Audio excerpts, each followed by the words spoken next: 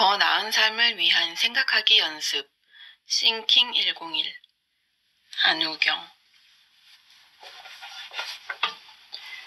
결과가 동일하더라도 가만히 있는 상황에서 문제가 생길 때보다 어떤 행동을 함으로써 문제가 생길 때 더 크게 책임을 묻는 사례는 무수히 많다.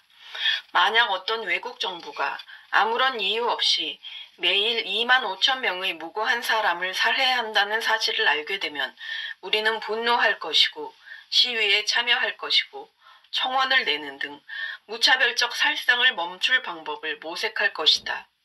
그러나 우리가 매일 2만 5천 명의 사람들이 식량 부족으로 사망한다는 내용의 UN 보고서를 읽는다면 우리는 슬퍼하고 한숨을 쉬고 안타까워하겠지만 시위나 청원까지 하진 않을 것이다. 누가 고의로 사람을 죽인다면 이는 살인이다. 그리고 살인자는 무기징역이나 사형과 같은 무거운 처벌을 받을 것이다. 그러나 살릴 수도 있었을 사람이 죽어가는 걸 가만히 지켜보기만 했다면 과실치사 혐의가 적용되어 살인죄보다 훨씬 가벼운 형벌을 선고받을 것이다. 어째서 우리는 방관하다가 문제가 생길 때보다 어떤 행동을 해서 문제가 생기는 경우를 더 많이 비난하는 걸까? 아무것도 하지 않았을 때는 도대체 뭘 했어야 좋았을지 상상하기가 어렵다. 그러나 뭘 해서 문제가 생기면 그냥 그 행동 한 가지만 안 했더라면 좋았을 거라고 쉽게 생각할 수 있기 때문에 탓하기가 더 쉬운 것이다. 하루에 2만 5천 명을 죽이는 살인마 정부만 아니었더라면 무고한 사람들이 죽지 않았을 것이다. 그러나 우리가 유엔의 보고서를 읽고도 아무 일도 안 했을 때는 도대체 우리가 어떤 행동을 했어야 그 사람들의 생명을 지켜줄 수 있었을 것인지 명확히 알 수 없다. 더구나 아무것도 안 한다는 건 말 그대로 눈에 보이지 않기 때문에 그것이 어떤 사건의 원인이 될 수 있다고 생각하지 못할 때가 많다. 인종차별주의나 기후변화 대응에 동참하지 않는 것, 형평성에 어긋나는 일을 목격하고도 신고하지 않는 것, 현상 유지에 동참하는 것, 더 공정한 대안을 알면서도 제안하지 않는 것까지 눈에 보이지 않지만 가만히 있는 이 모든 행동이 사회에 해가 된다. 방관 때문에 치러야 하는 대가를 인식하지 못하고 있다가는 돌이킬 수 없는 문제를 맞닥뜨릴 수 있다. 당장 올바른 조치를 취하지 않고 가만히 있어서는 기후변화를 막을 수 없다는 사실은 우리가 직시해야 할 현실이다. 투표하지 않는 것도 마찬가지다. 투표하지 않는 사람들은 자신의 그런 행동이 무해하다고 생각할 수 있다. 그러나 투표권을 행사하지 않는 행동은 당선됐을 경우 많은 이들의 삶을 바꿨을 수 있는 후보자의 표를 빼앗는 것과 다름없다. 행동하지 않는 것이 언제나 악행보다 더 나은 것은 아니다. 때에 따라서는 나쁜 행동과 동일하게 해악을 끼치기도 한다. 부정성 편향이 미치는 영향이 너무 큰 탓에 우리는 때때로 누가 봐도 빤한 상황에서 비합리적인 결정을 내리기도 한다. 대표적인 예로 똑같은 내용인데 부정적인 표현으로 되어 있을 땐 피하려고 하고 긍정적인 말로 표현되어 있을 때는 기꺼이 받아들이는 현상을 들 수 있다.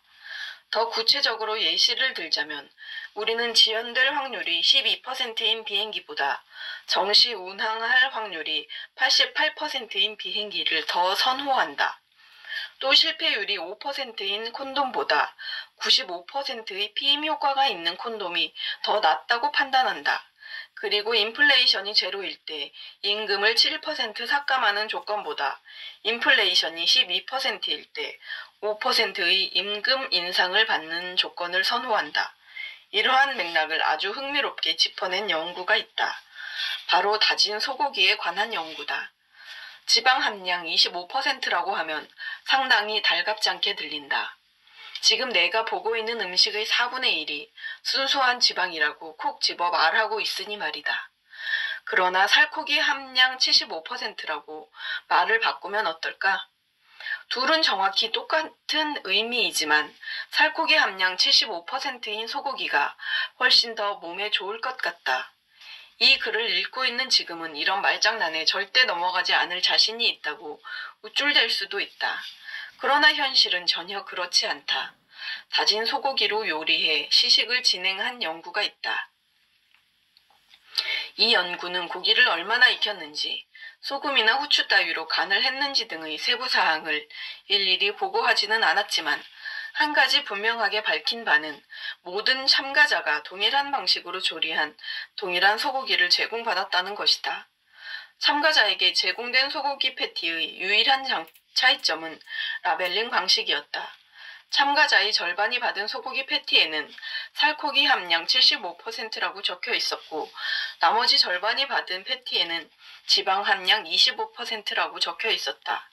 그러자 놀라운 결과가 나왔다.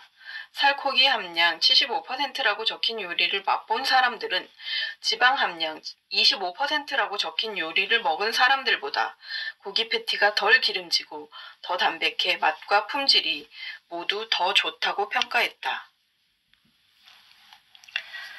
소유한 기간이 아주 짧더라도 사람들은 일단 자기 손에 들어온 물건을 잃고 싶어 하지 않는 것이다. 신기하게도 손실에 따르는 고통이 단지 심리적인 게 아니라 말 그대로 신체적인 통증을 의미한다는 결과를 보여준 연구가 있다. 그 연구에서 참가자들에게 1000mg짜리 알약을 주었는데 이때 참가자가 절반은 아세트 아미노펜이 들어있는 진통제를 받았고 나머지 절반은 아무런 성분도 들어있지 않은 가짜 약을 받았다. 그런 다음 30분 동안 연구원은 무관한 설문조사를 진행했다.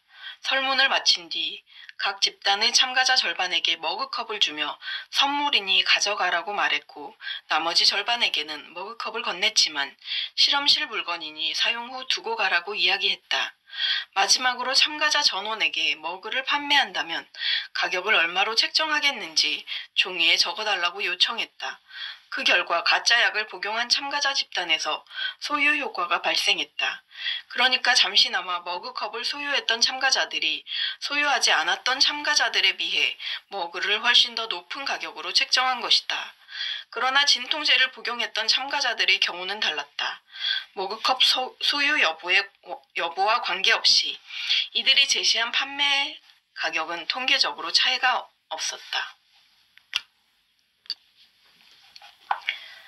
프레이밍 효과는 그 영향력이 매우 크기 때문에 정말로 생사를 가르는 문제가 되기도 한다. 폐암 환자에게 수술 후의 생존 확률이 90%라고 얘기하면 환자의 80% 이상이 수술을 받기로 선택했다. 그러나 수술 후의 사망 확률이 10%라고 말하자 수술을 받겠다고 한 환자가 절반으로 줄었다. 그러므로 같은 내용이더라도 부정적으로 묘사되느냐 아니면 긍정적으로 묘사되느냐에 따라 환자의 선택이 좌우되지 않게끔 의사는 환자에게 둘 다의 방식으로 설명해줘야 할 것이다. 사람들은 누구의 양육권을 거부해야 할지 결정할 때는 거부할 이유를 찾느라고 부정적인 면에 더 집중하고 긍정적인 면을 도외시한다.